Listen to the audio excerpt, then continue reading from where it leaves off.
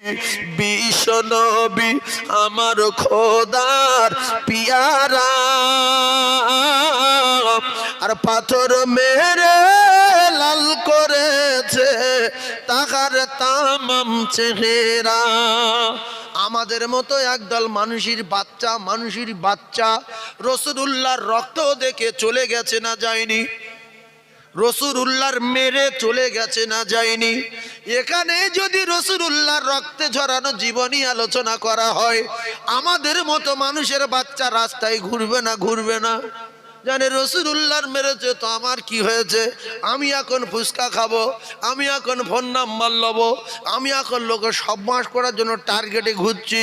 ও কলিজার টুকরারা, আর আপনাদের মতো কিছু মুমিন রাসূলের প্রেমে পাগল হয়ে ফেরেশতাদের সঙ্গে বসে গেছেন। এজন্য বেঈমানের বাড়ি ছিল মক্কায়, পৃথিবীর শ্রেষ্ঠ মহামানবের বাড়ি ছিল মক্কায়। ওই বেঈমান জানার পরে কাফেরের খাতার থেকে নামটা কাটলো না। সিদ্দিক একবার জানলো, রাসূলুল্লাহকে মানলো। বিশ্ব নবীর মানার পরে পৃথিবীর এক নাম্বার ঘোষণা হয়ে গেল, নাম্বার 1 সিদ্দিক আকবর যতক্ষণ না জান্নাতে যাবে, পৃথিবীর কোন উম্মত জান্নাতে কদম রাখতে পারবে না। জোরে বলুন, আরো জোরে বলুন। এই জন্য মেনে নেওয়ার দরকার আছে না নাই? ঈমান হলো তো মেনে নেওয়ার নাম, শোনার নাম না, দেখার নাম না, পড়ার নাম না। ও কলিজার টুকরারা, আল্লাহ নবী দিন দুনিয়ার বাদশার ওই মার দেখে, অত্যাচার দেখে ফেরেশতারা কেঁদে বলে, আল্লাহ আপনি কি করে দেখছেন যে নবীর আব্বা নাই, যে নবীর মাও নাই, দাদু নাই, সেই নবীকে ঝাঁঝরা করে দিল। আপনি অর্ডার দেন, আল্লাহর নবীর মারার স্বাদ জনমের মতো মিটিয়ে দেব। ওরে খোদার হুকুম লয়ে তখন ফেরেশতাগণ আসিল, আর বেহুশ নবী শুয়েছিল, হুশুয়ে সে বসিল। শোনেন শোনেন এ দয়ার রাসূল, বলি আমরা তোমারে, আর তায়েফ শহর করব বিরান, ছাড়ব না আজ কাহারে। আমার দয়ার নবী বলেন তখন, শোনো খোদার দূতগণ, আর অমন কথা মুখ হইতে বলো না আর কখন। আমি নবী দয়ার রাসূল, ওরা চিনিতে যদি পারিত, অমন করে পাথর ওরা আমায় নাহি মারিত। তাই বলবো আমি খোদার নিকট, দাও গো ক্ষমা করিয়া, আর পাথর মেরে লাল করেছে চিনিতে যে না পারিয়া। ওরে আকাশ বাতাস উঠল কাঁপি থর থর করিয়া, আর ফেরেশতারা কয় খোদা পাক সইব কেমন করিয়া। সেই কথা স্মরণ করিয়ে দেয়া হচ্ছে, মুসলমানের ভালো লাগে না। মোমেন যারা হবে পাগলের মতো দৌড়ে আসবে। সিদ্দিক আকবর রাদিয়াল্লাহু তাআলা আনহুকে মারা হলো, সাহাবায়ে কেরাম রাসূলুল্লাহকে নিয়ে চলে গেল। আবু বকর একা কাবা চত্বরে পড়ে আছে। আবু বকরের বংশের লোকজন সব এসে আবু জেহেলের বিপক্ষে দাঁড়িয়ে গেল। একই দলের লোক, কিন্তু সিদ্দিক আকবরের মারার পরে আলাদা হয়ে গেল, দুটো দলে ভাগ হয়ে গেল। এক দলের লোক এরা বলছে, আবু বকরের আমরা নিষেধ করি, মুহাম্মাদের সঙ্গে চলবি না, মুহাম্মাদের মানবি না, ও হলো একটা জাদুকর, ও হলো মিথ্যাবাদী, ও হলো গণক, ও গুনিয়ে গুনিয়ে একটা কথা জিজ্ঞাসা করলে বলে, সঙ্গে সঙ্গে উত্তর দেয় না। না না না না না, আল্লাহ নবী চুপ করে থাকার কারণ হলো আল্লাহ পাক যতক্ষণ না জিবরিল মারফতে বলতে বলেন, রাসূলুল্লাহ ততক্ষণ বলেন না। জোরে বলুন। এক দলের লোক দুটো ভাগ হয়ে গেল, বলছে কেন মারলি? ও তো আমরা বোঝাচ্ছি মুহাম্মাদের সঙ্গে যাতে করে না চলে। আবু বকর সিদ্দিক রাদিয়াল্লাহু তাআলা মা দুধের গ্লাস নিয়ে বাচ্চার কাছে, যে মরে যাবে অন্তত একটু দুধ খাক। হঠাৎ করে জ্ঞান ফিরে গেল। সিদ্দিক আকবরের বলার দরকার ছিল, রাদিয়াল্লাহু তাআলা আনহুর বলার দরকার ছিল, ও আমার চাচাতো ভাই, ও আমার ফুফাতো ভাই, ও আমার বংশের লোকেরা, তোমরা থাকতে আমার কেন এমন মারা মারলো? এর বিচার তোমাদের করতে হবে। না না না না না, সিদ্দিক আকবর রাদিয়াল্লাহু তাআলা আনহুর জ্ঞান ফেরার পরে চারিদিকে তাকায়, নবী নাই। সেকেন্ডের ভিতরে বলতে শুরু করলেন, আমার নবী কোথায়, নবী কোথায়, নবী কোথায়? বংশের লোকগুলো রেগে গেল। দেখো যার জন্য মার খেল, জ্ঞান ফেরার পরে সেই তার কথা। ও মুসলমানেরা, যুবকেরা, জনেরা, এই মোহাব্বত, এই ভালোবাসায় আমার আল্লাহ রাজি আর খুশি হয়ে গেছে। তাই সিদ্দিক আকবর রাদিয়াল্লাহু তাআলা আনহুর আল্লাহ পাক দুনিয়ায় জান্নাতের টিকিটটাও পৌঁছে দিয়েছে। জোরে বলুন। সিদ্দিক আকবর রাদিয়াল্লাহু তাআলা আনহু জান্নাতের টিকিট পেয়েছে না পায়নি গো? জোরে বলেন। পেয়েছে। কারণ তোমার আর টেনশন নাই যে কবরে হিসাব দিতে হবে, কবরে কি হবে না হবে, কোনো চিন্তা করো না। আমি দুনিয়ায় সুসংবাদ দিয়ে দিচ্ছি, সিদ্দিক আকবর জান্নাতি। রসুল বললেন, তামাম পৃথিবীর সমস্ত মানুষ একদিকে হলে আমার একজন সাহাবীর সমান হতে পারবে না। এর ভিতরে আলেম, ওলামা, পীর, দরবেশ, ওলি, আউলিয়া যা আছে সবাই, যে কোনো একজন সাহাবীর সমান হতে পারবে না। আর তামাম পৃথিবীর সব সাহাবী একদিকে হলে একজন আবু বকর হতে পারবে না। আর তামাম পৃথিবীর সমস্ত নবী একদিকে হলে একজন মুহাম্মদুর রাসূলুল্লাহ হওয়া যাবে না। সব নবীদের ইমাম, সব নবীদের নেতা, সব নবীদের সরদার, সমস্ত নবীদের শিক্ষক। ইন্নামা বুইসতু মুআল্লিমান। একবার জোরে বলা যাবে না সুবহানাল্লাহ? আর একটু চিল্লে বলবেন না সুবহানাল্লাহ? আল্লাহ পাক আপনাদের এই বসার বিনিময় আমি গুনাহগার দোয়া চাই, আপনাদের প্রত্যেককে জান্নাতুল ফিরদাউস দেন। বলেন আমিন। জোরে বলেন আল্লাহুম্মা আমিন। আপনাদের একটু চাঙ্গা হতে হবে। গত রাত্রে 3.5 ঘন্টা মতো ওয়াজ করেছি। মাওলানা ইয়াকুব সাহেব হুজুরের মাদ্রাসা বসিরহাটে, ভবানীপুরে। ওখান থেকে আবার দুপুরবেলাও আল্লামা পীর ওমর হুজুর কেবলার সঙ্গে ছিলাম এই পীরগাছায় উত্তর বারাসাত পীরগাছা তেঁতুলিয়া মাদ্রাসার পাশে। আমার টাইম ছিল 10টা থেকে 12টা। আর হুজুরের আমার পরে, নামাজের পরে হুজুর কেবলা উঠেছেন, আমি চলে এসেছি। আবার ওখান থেকে এখানে সবচেয়ে প্রবলেম হচ্ছে, না ঘুমালে গলা ছাড়ে না, বুকটুক ব্যথা হয়ে যায়। তো সেজন্য আপনারা দোয়া করেন, সুবহানাল্লাহ জোরে বলবেন, আল্লাহু আকবার জোরে বলবেন, দরুদ শরীফ জোরে পড়বেন। নিজের জন্য। কার জন্য পড়বেন? নিজের জন্য। এগুলো পড়লে আপনাদের পুঁজি সংগ্রহ করা হবে, আখিরাতের জমিনের ফসল ফলবে। আর দুনিয়া উমাজরাতুল আখিরা, যারা দুনিয়ায় সুবহানাল্লাহ দরুদ শরীফ আল্লাহু আকবার বলবে, এদের এই সুবহানাল্লাহ দরুদ শরীফের বিনিময় আখিরাতের জমিনে চাষ করা হবে। দুনিয়াটা হলো আখিরাতের খেতিবাড়ি। এখান থেকে যদি চাষ না করতে পারি, তাহলে সে জায়গায় আমরা ফসল পাবো না। ভাইজান আমার, বাবাদিরা, সোনার চাঁদেরা, আর দুনিয়া মাঝরাতুল আখিরা, দুনিয়া হলো আখিরাতের চাষবাড়ি। এখানে যেগুলো করে রেখে যাব, একটা এমনি করে যত আমল করে যাব, একটা দুনিয়ায় পড়ে থাকবে না। সমস্ত আমলগুলো আপনার কবরে যাবে, ওখান থেকে হাসরে যাবে, ওখান থেকে মিজানে যাবে, ওখান থেকে ফুলসিরাতের ঘাট হয়ে বিরাট লম্বা সফর। ওই রাস্তা 30,000 বছরের রাস্তা পার করে দিয়ে আমার আল্লাহ পাক দয়ার জান্নাত দিয়ে দেবেন বলে কোরআনে ঘোষণা দিলেন, ফাদখুলি ফি ইবাদি ওয়াদখুলি জান্নাতি। দুনিয়ার জমিনে শুধুমাত্র আল্লাহ পাঠিয়েছেন ওয়ামা খালাকতুল জিন্না ওয়াল ইনসা ইল্লা লিয়াবুদুন, শুধুমাত্র দাসত্ব গোলামি করার জন্য আর আমার আল্লাহ পাকের ইবাদত করার জন্য। তবে শয়তান আমাদের পিছনে প্রচন্ড আরে লেগে আছে যাতে করে জলসা থেকে আমার কিছু বন্ধু বান্ধবকে হটিয়ে নেওয়া যায়, নিলে আমি ইবলিস আমার লাভ হবে। আর রাস্তায় গিয়ে যদি মারা যায় তাহলে এদের টিকিটটা সোয়াজে জাহান্নামে ধরিয়ে দেওয়া হবে। বেঈমান জানে যদি জলসায় মারা যায় আল্লাহ পাকের জান্নাতে চলে যাবে। জলসায় মরে গেলে কোথায় মরলাম গো? বেহেশতে মরে গেছি।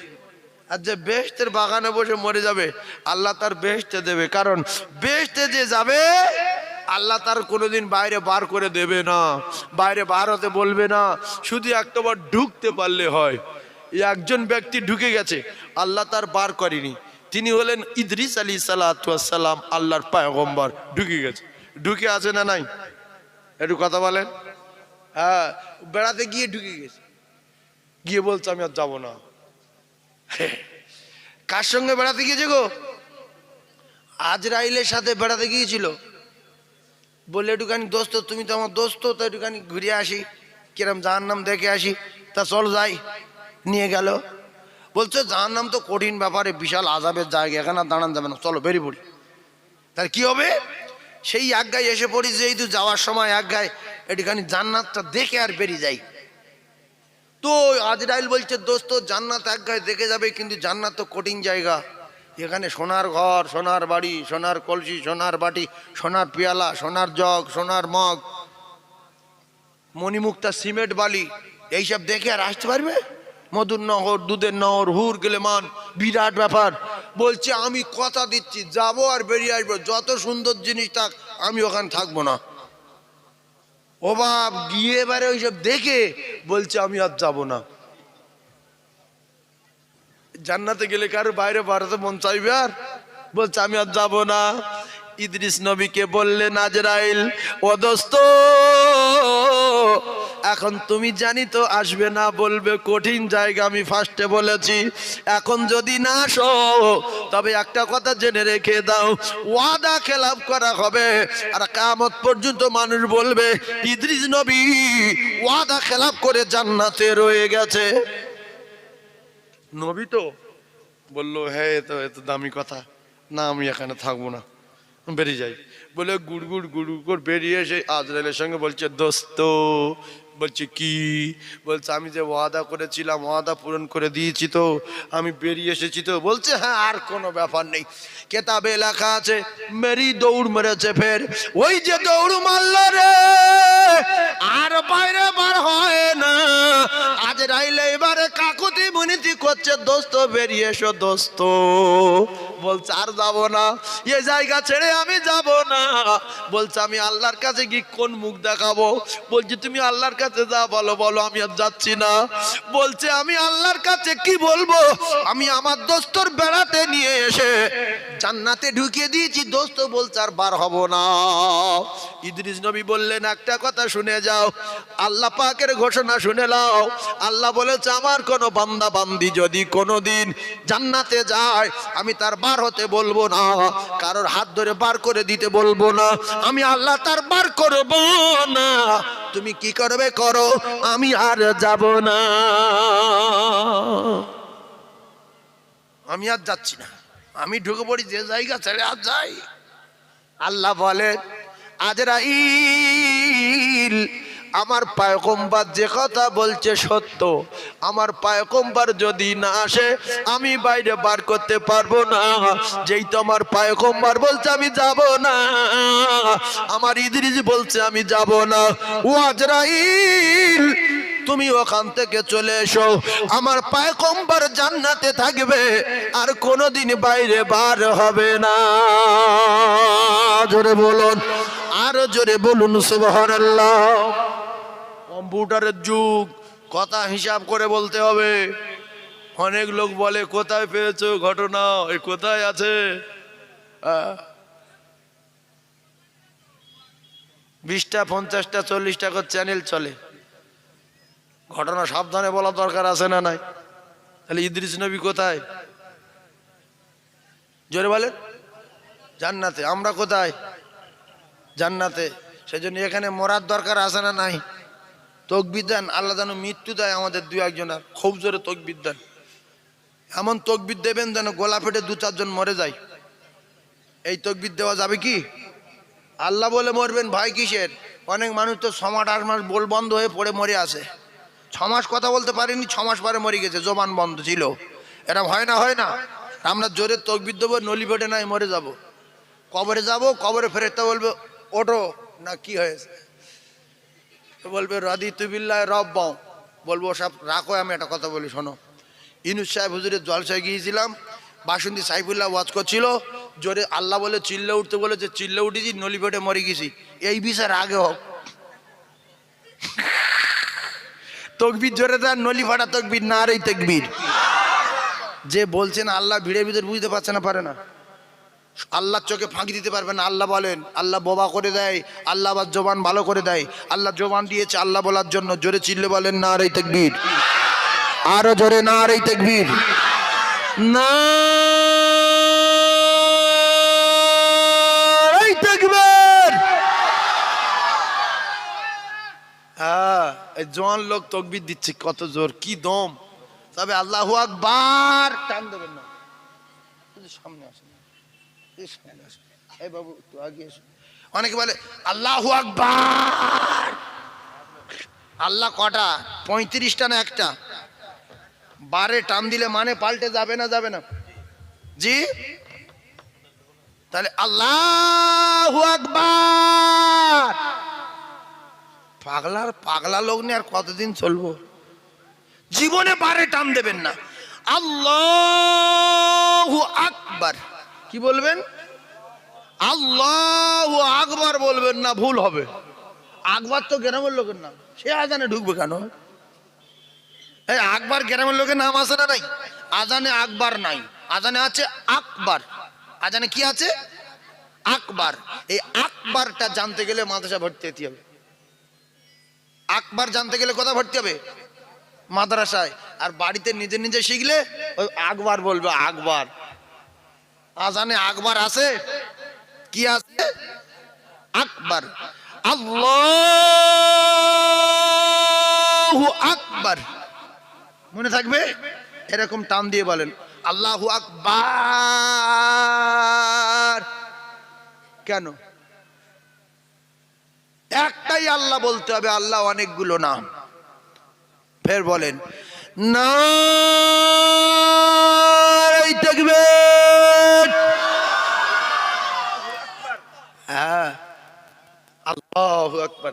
আচ্ছা, আমরা যে আল্লাহু আকবার বলছি, নারে তাকবীর বলছি, কোরআনের কারখানায় বসে কোরআন চিন্তা ভাবনা মাথায় নিয়ে বসে আছি, আল্লাহ কি বুঝতে পারছে না? পারে না? ভাইরা আমার, বাবাদিরা, খুব ভালো করে বোঝার চেষ্টা করুন। আমি আপনাদের কাছে চাঁদা লবো বলে, টাকা লবো বলে এ জায়গায় হয়তো মনে করছেন বসেছে, কথাটা বাস্তব কথা। কিন্তু একটা কথা মাথায় রাখেন, কুকুরের চেয়ে মানুষ কিন্তু কোটি কোটি গুণ ভালো। এই ভালো না খারাপ? এই মাদ্রাসার বাচ্চারা বলতে নেই এই কথা, তবু আমলোকের বোঝানোর জন্য বলছি। এরা তো পৃথিবীর 1 নাম্বার। এরা পৃথিবীর ক নাম্বার? 1 নাম্বার। খায়রুকুম মান তাআল্লামাল কুরআনা ওয়া আল্লামা। এরা পৃথিবীর ক নাম্বার? 1 নাম্বার। কেন? এরা, এদের ওস্তাদের কাছে যদি 24 ঘন্টার ভিতরে 1টা মিনিট কোরআন শেখে, তো খায়রুকুম মান তাআল্লামাল কুরআনা ওয়া আল্লামাহুর অন্তর্ভুক্ত হয়ে যাবে। কথা বুঝতে পারেননি? এখন এই ছেলেরা আর একটা কুকুরের বাচ্চা, আর এরা মানুষের বাচ্চা। এরা কার বাচ্চা? মানুষের বাচ্চা। আর একটা কুকুরের বাচ্চা। এখন এই মাদ্রাসায় মানুষের বাচ্চা আর গ্রামে কুকুরের বাচ্চা, কোন বাচ্চার দাম বেশি? একটু কথা বলেন। যারা চুপ করে আছে এদের টার্গেট কুকুরের বাচ্চা, নাকি বলেন? বাপ বলছে বিয়ে করবি, বিয়ে করবি, আর বিয়ে করবি। ও যখন হ্যাঁ না বলছে না, ও জামার ডেকেছে, বড় জামার, ছেলে রাজি আছে, ছেলে রাজি আছে। আমি বলতে চাচ্ছি যে মাদ্রাসার বাচ্চারা ভালো না কুকুরের বাচ্চা ভালো? কিছু মানুষ বলছে মাদ্রাসার, আর কিছু মানুষ চিন্তা ভাবনা করছে যে না, মনে হচ্ছে কুকুরের।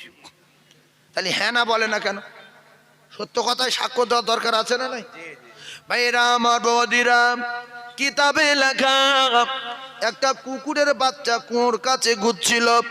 বুখারীর ভিতরে এসেছে, ওই কুত্তার বাচ্চাকে একটা নোংরা নারী, ও কলিজার টুকরারা, ক্ষুধার্ত কুকুর দেখে ওই নোংরা নারীর মাথায় ছিল ওড়না, পায়ে ছিল বুট জুতো, বুট জুতোই করে ওড়না বুট জুতোই বেঁধে কুয়োর ভিতরে ফেলে কুত্তাকে পানি খাইয়ে দিল।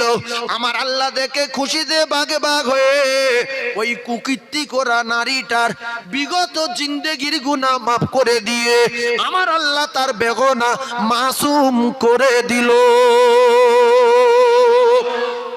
আজকের মাদ্রাসার বাচ্চাগুলো নিজের বাচ্চা ভেবে আমরা যদি একটু পানি পান করাই তাদের, আমরা যদি দুটো ভাত খাওয়াই তাদের, আপনাদের কাছে বিচার দিলাম, আল্লাহ কি আমাদের গুনাহ মাফ করে দেবে না?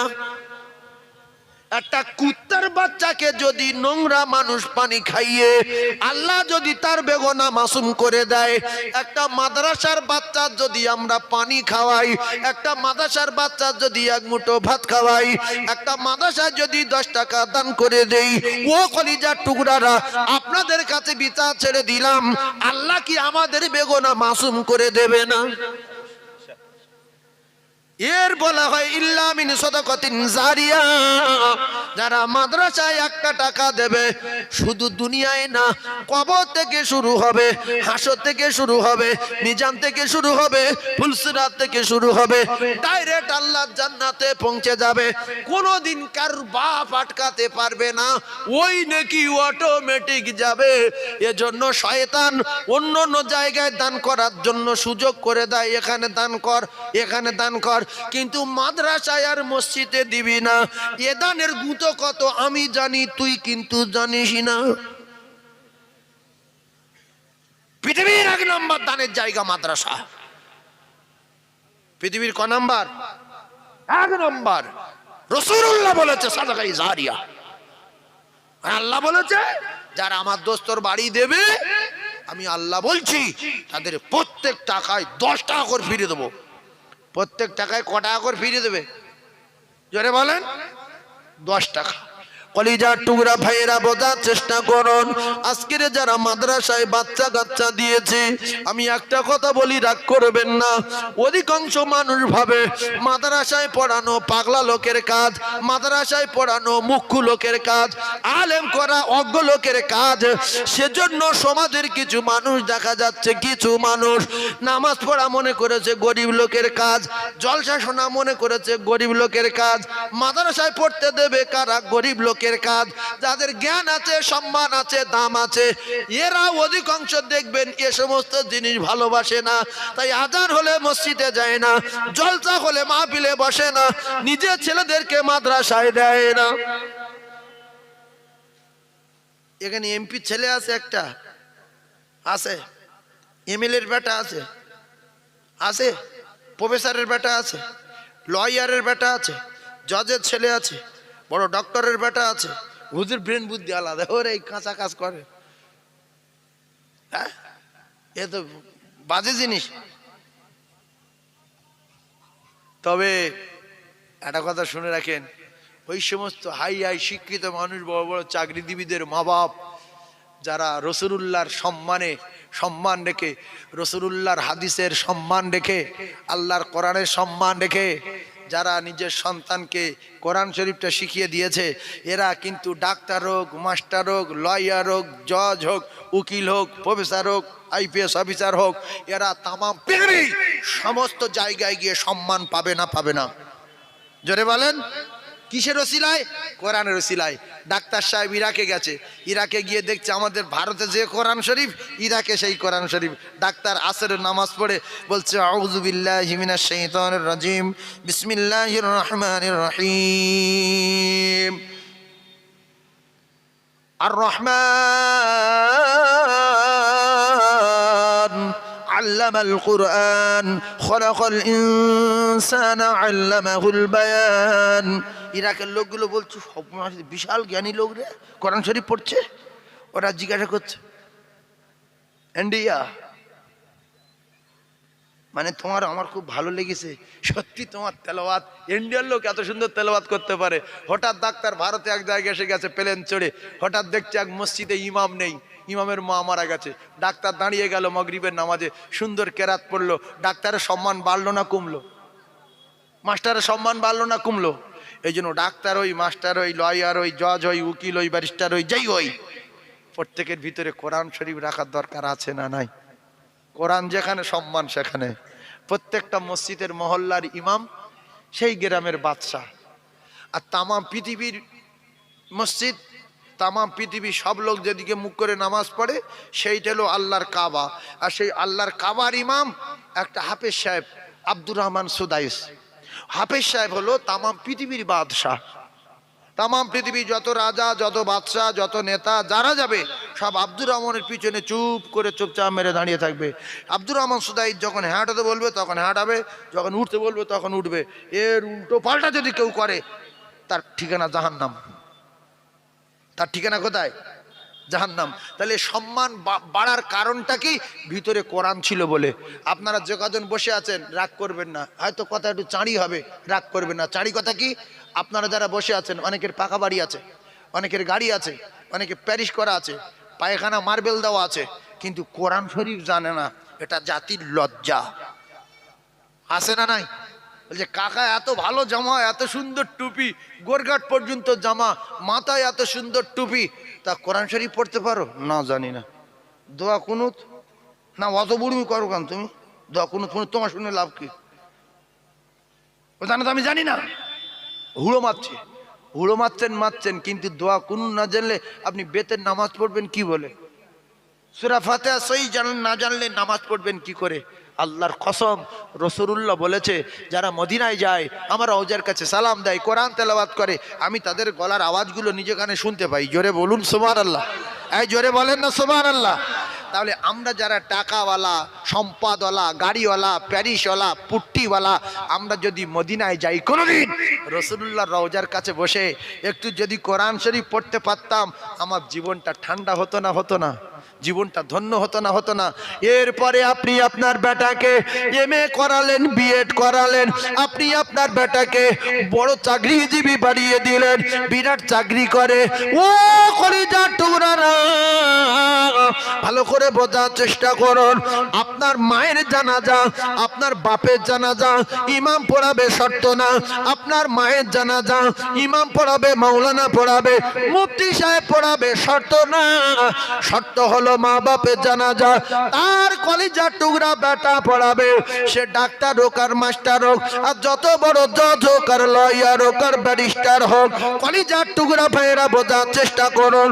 সে যদি কোরআন শরীফ পড়তে পারে, 5 ওয়াক্ত নামাজি হয়, জানাজার নিয়ম কানুন জানে, ওই বেটা তার মা বাপের জানাজার ইমাম হবে।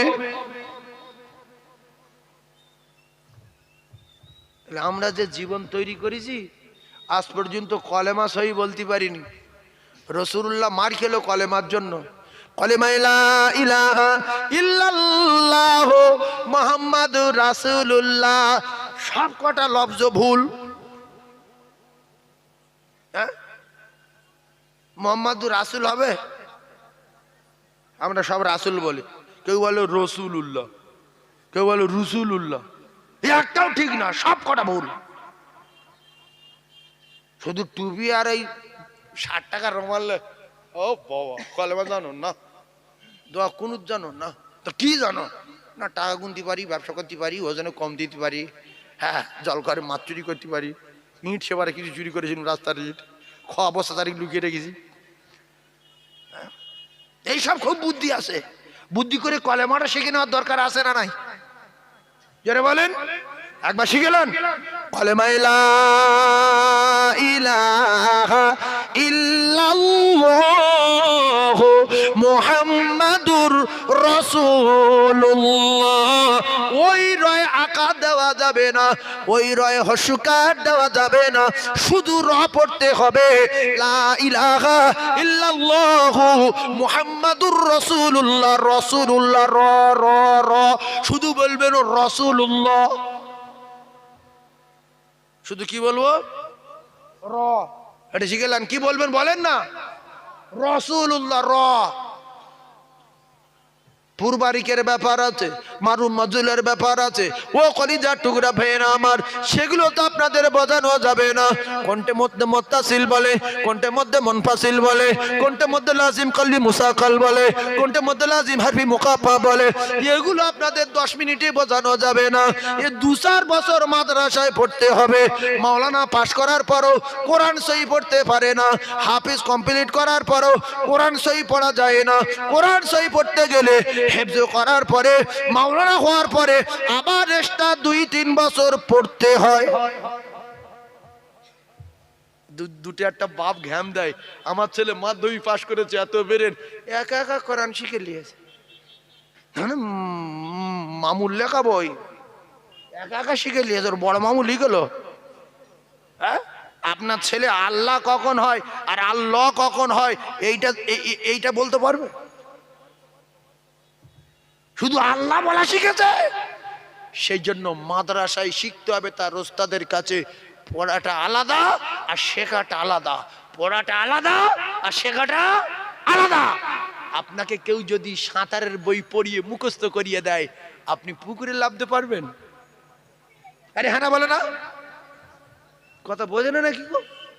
একটা লোক সাঁতারের বই পড়িয়ে মুখস্থ করে দিয়েছে যে পিছনের পা দুটো শাঁ শাঁ করে চালাবে, সামনের হাত দুটো চা চা করে চালাবে, শাঁ শাঁ করে পুকুর পেরিয়ে যাবে, পুরো মুখস্থ। যেই পুকুরে লেবিয়ে দিয়েছে, ও ডুবে যাবে না যাবে না? কেন? ও তো বই মুখস্থ। সাঁতার কাটো, সাঁতার শিখতে হবে। সাঁতার পড়া আলাদা, সাঁতার শেখা আলাদা। একটা ডাক্তার লন্ডনে পড়েছে, 3 কোটি টাকা খরচ হয়েছে। সে যদি পড়ছে যে এরকম কাটতে হবে, শাঁ করে মারতে হবে, এর সেলাই করে দিতে হবে, আবার সরিয়ে দিতে হবে, পেটের ভিতরে নাড়িভুড় টেনে বার করতে হবে। ও লন্ডন থেকে এসে সঙ্গে সঙ্গে ওর সামনে যদি 4-5টা অপারেশন করার জন্য মানুষ ফেলে দেওয়া হয়, একটা ছুরি চালাতে পারবে? পারবে না, কারণ ও পড়েছে, এখন শেখেনি। শেখার জন্য 2-3 বছরের চিত্তরঞ্জনে কলকাতায় ঘুষি কাটতে হবে। 2-1 লোক আছে পড়ে নি, হাম বড়া হয়, হাম পান্ডা হয়, হাম শের হয়। আরে তুই তো সবে পড়িসিস, এবার শেখ। পড়ার পরে শেখার দরকার আছে না নাই?